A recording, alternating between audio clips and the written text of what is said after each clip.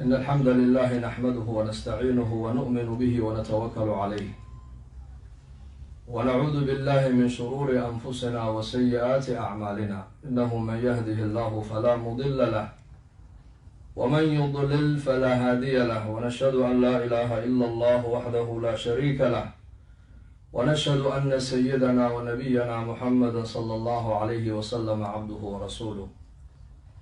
إخوة الإيمان والإسلام، waxaan yar insha allah aan Soomaaliya ku macnaynaynaa mowduuca khudbadu ay ku saabsanayd camalka wanaagsan iyo in la daa'imo ayay diinteenu ina amraysaa. In la joogteeyo camalka wanaagsan waxa weeyaan wixii waajibaada ilaahayna amray ee macruufana inaan la imano, wixii manhiyaada ee munkar ee shareecadu ay naga reebtayna inaan ka reebtoonaano. labadaa marka qofka muslimka laga helo ayay diintiisa islaamku ay noqonaysaa islaamnimo saxa. labadaa intay ka maqan yihiin noloshiisa ama ay kala dhiman yihiin ay kala dhantaalan yihiin, qofka islaamnimadiisa calaamatu su-aal baa saaran. yaa ayuha aladiina aamanuu dkhuluu fi silmi kaafa baa ilaahay yidhi. dadka muuminiinta ee ilaahay rumeeyey ee ilaahay rumaysan ee nebi maxameda rumaysan baa laga dalbayaa inay islaamnimada wada qaataan, inay diintan islaamka ilaahay noo soo dejiyey ee ilaahay uu ku sheegay inay tahay nicmad. alyawma akmaltu lakum diinakum wa atmamtu calaykum nicmatii waraditu lakum lislaama diina. maanta ayaan diintiina inii dhammaystiray baa ilaahay yidhi. nicmadaydiina maantaan dushiina ku taam yeelay, islaamnimadaana anaa inii doorto raalli inigala noqday baa ilaahayna leeyahay. diinta islaamka ilaahay nagu galladaystee ee hadiyadda ilaahay uu inagu siiyey inakoo aanan dalbin, waxaa la rabaa qofka muslimka inuu diintiisa istiqaamo uu ku yeesho. ha eegin zamanka aada joogto, meesha aada joogtana ha eegin, dadka aada dhex joogtana ha eegin. saddexdaa haddaad u fiirsatid, quus bay saddexduba ay kugu beerayaan. inaad quusato ayaad halis ku tahay. inaad quusatood istidhaadid meeshan la joogo diin laguma dhaqmi karo, mujtamacan la dhex joogana mujtamac kuu saamaxaya diintaada inaad ku toosnaato maaha. zamanka la joogana waa zaman adag oo fitantii meel walba ay taallo oo diin in la qabsadaa way adag tahay. hashdhihine waxaad eegtaa wacbud rabbaka xataa yaatiyaka alyaqiin baa ilaahay yidhi.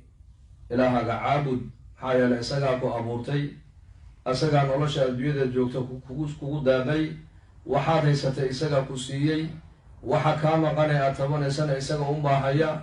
inaad isaga raalli gelisaa waad ku amran tahay. haddaad ilaahay aad adeecdana adiga dantaada weeyaan. markaad inaad ilaahay aad caabuddaa oo cibaadada ilaahay uu kugu addoonsaday aad daa'imtood istiqaamo aad ku yeelataa, waa shay-un ma'muurun bihi, waa shay dadka muslimiinta la amraayo oo laga dalbaayo. oo nabigeena moxamed calayhi salaatu wasalaam baa ilaahay ku lahaa fastaqim kamaa umirta waman taaba macaka baa nabiga lagu yidhi.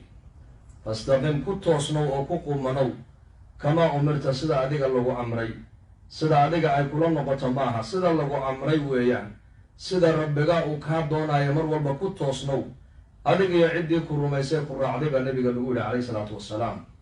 aayaddaas waxay ku taallaa fii suurati huud dhexdeeda.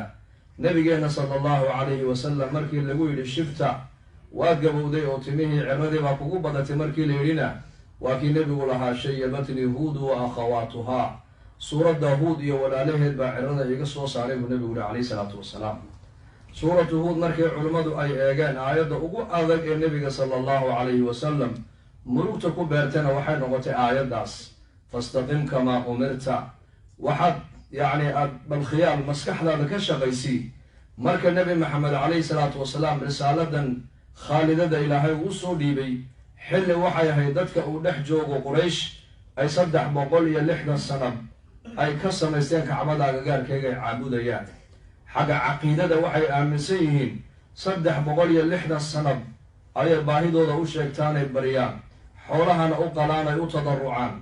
xagga mucaamalada dhexdoodana nin walba ninka uu ka itaalwan yahayba wuxuu haysta uu ka qaataayo ka dhacaa cid ka soo ridaysana ma lahayn xagga cishrada iyo mucaasharadana waxay ahaayeen dad maaragtaane idan hadday u dhalato way ka xumaadaanoo qur-aanka ilaahay ku sheegay waidaa bushira axaduhum bilunhaa dalla wajhuhu muswaddan wa huwa kadiim waa ka ilaahay lahaa hadday inanba kuu dhalatay uu maqlo ninka carbeed zamankaas waa madoobaanaya wejigiisu dadkana waa iska qarinaya buu ilaahay yidhi waa zaman waxay ahaayeen mucaasharadoodu hadday ninka hooyadii ay ka dhimato qabaa'ilka qaarkood waxay caado ay u lahaayeen caado xumi ninka islaanta aabihii uu ka dhintay aayadii ugu toosan inuu maaragtaane marka dambe isagu iska guursan karo mujtamaca nuucaasa nebiga laga soo dhex saaray ayaa la leeyahay maaragtaane fastaqim kamaa umirta amarka ilaahay adiga ku amray ku toosnow fastamsik biladii uuxiya ilayka innaka calaa siraatin mustaqiim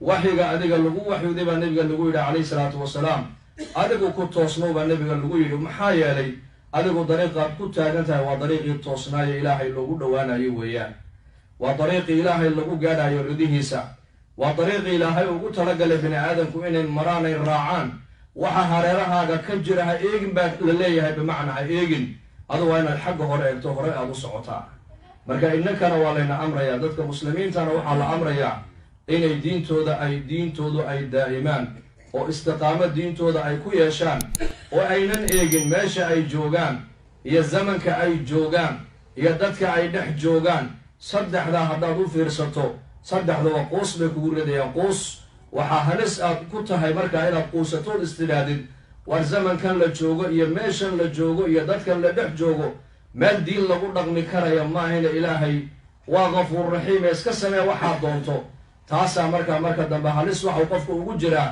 ilaa marka dambe uu qofku gaalnimada uu ku dhaca marka u dambaysa lidaalika zamanna eegi mayno bay culimmadu leeyihiin mujtamacaad dhex joogtana ha eegin meeshaad joogtana ha eegin adu waxaad eegtaa allihii ku abuuray eeg laanna ilaahay isagaa ku arkaayo ku maqlaaya noloshaad haysatana isagaa kugu deeqay inaad dhimanaysana ilaahay baa casa wajalla kuga xakumo waa la wada dhiman kullu nafsin daa'iqatu lmowt wa inamaa tuwafawna ujuurakum yowma alqiyaamah faman zuxzixa can innaari wa udkhila aljannata faqad faaz wama alxayaatu addunyaa ilaa mataacu lguruur naf walba geerida waa dhadhamin baa ilaahay yidhi camalkaad adduunyada ku soo qabateenna maalinka qiyaamaha waa laynaga abaalmarin doonaa hadduu qofku shar soo shaqaystana shar baa lagu abaalmarin doonaa hadduu khayr aakhiro uu la tegayna khayrun baa lagu abaalmarin doonaa ilaahay tabaaraka wa tacaala waa kii lahaa faman zuxzixa can innaari wa udkhila aljannata faqad faaz ninka maalinka qiyaamaha naar laga dheereeye janno la geliyo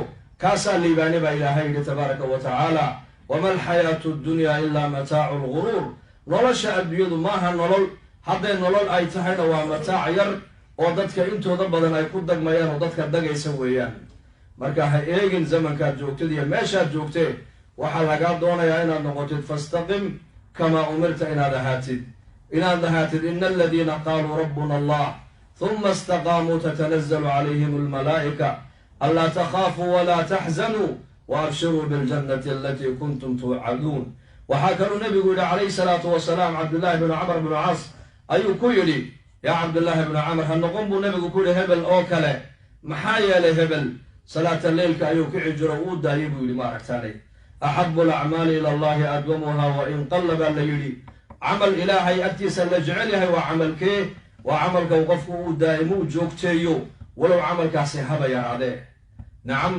alistiqaama ayuha alikhwa alistiqaama ayay culimmadu leeyihiin nastaqiim calaa amri illahi caza wajalla alistiqaamatu khayrun min alfi karaama kun karaamo oo qofka la siiyo baa la yidhi waxaa ka fadli badan alistiqaama lidaalika culimmadii hore salafu haadihi alumma waxaad arkaysaa nin ku leh hal xadiis ayaa 40 sano madrasada ay dhex fadhiisiyey buudi nin caalima oo maaragtaane muqriya oo ardayda qur'aanka maaragtaane baraayay oo mucallim mudaris alqur'aan ahaa ayaa lagu yidhi imsa sanaan madrasada fadhidaa wuxuu yidhi 40 sanaan dhex fadhiyaa buu 40 sannadood fasalka iyo gurigayga iyo masaajidka ma dhaafo buu yidhi mar kastana wuxuu yidhi naftu waxay ugu tidhaahdaa iyo shaydaanku war ciyaalkan 40 ciyaal ee maalin baad isa soo eegaysaan ka adkaco maaragtaane magaalada galo iska xoogso oo sida hebelba waa qalla iyo adduunyo u eryanayaan adiguna u eriyo mar aliya markaan kaca ayaan xadiiskaa xasuustaa khayrukum man tacallama alqur'aana wacallamahu kiina inigu khayr badan buu nebigu yihi calayhi salaatu wasalaam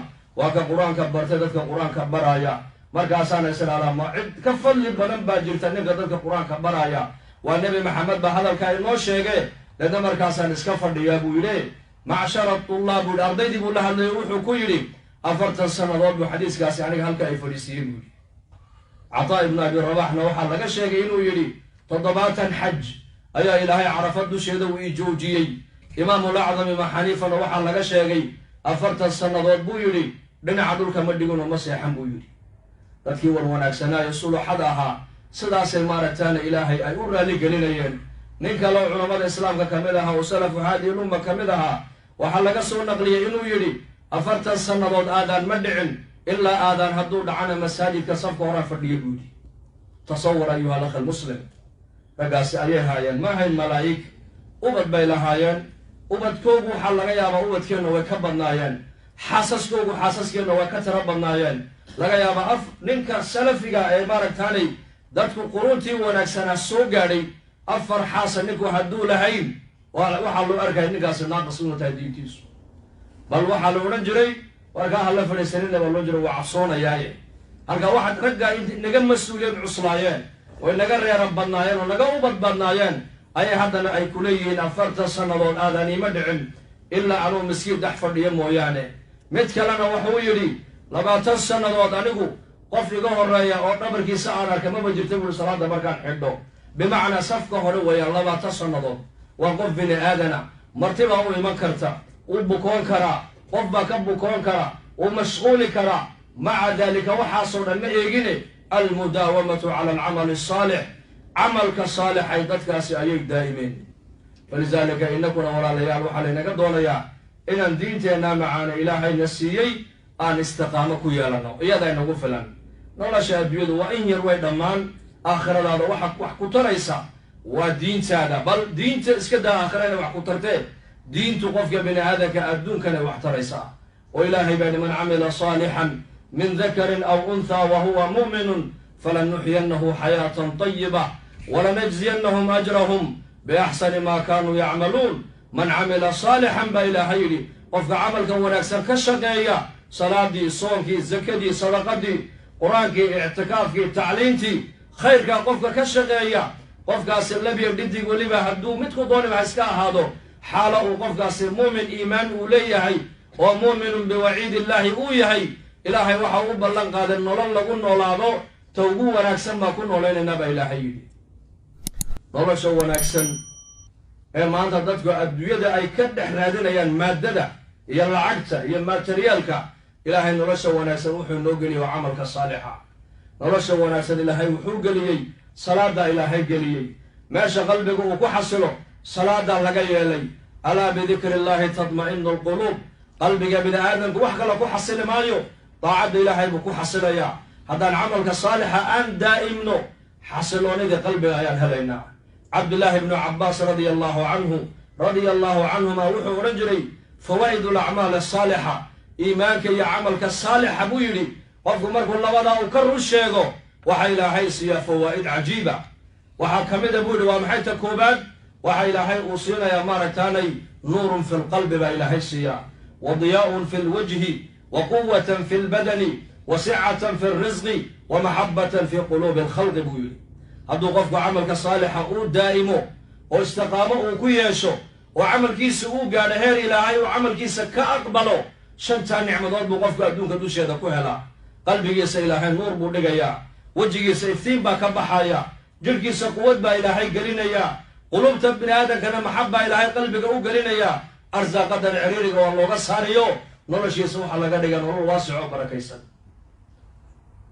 ilaahay hanu soo noqono, han toobadkeenno oo diinteennan macaan han qabsanno, han ku sugnaano. اعلموا رحمكم الله إن الله أمركم بأمر وقال إن الله وملائكته يصلون على النبي يا أيها الذين آمنوا صلوا عليه وسلموا تسليما. اللهم صل وسلم على سيدنا محمد عبدك ورسولك النبي الأمي وعلى آله وصحبه والتابعين لهم بإحسان إلى يوم الدين. اللهم إنا نسألك العفو والعافية والمعافاة الدائمة في الدين والدنيا والآخرة. اللهم اشف مرضانا وارحم موتانا وعاف مبتلانا. اللهم إنا نعوذ بك من جهد البلاء ودرك الشقاء وسوء القضاء وشماتة الأعداء. ألف بين قلوبنا وأصلح ذات بيننا واهدنا سبل السلام واخرجنا من الظلمات إلى النور وجنبنا الفواحش ما ظهر منها وما بطن. يا مقلب القلوب ثبت قلوبنا على دينك. إن الله يأمر بالعدل والإحسان وإيتاء ذي القربى وينهى عن الفحشاء والمنكر والبغي يعظكم لعلكم تذكرون. وأقيموا الصلاة.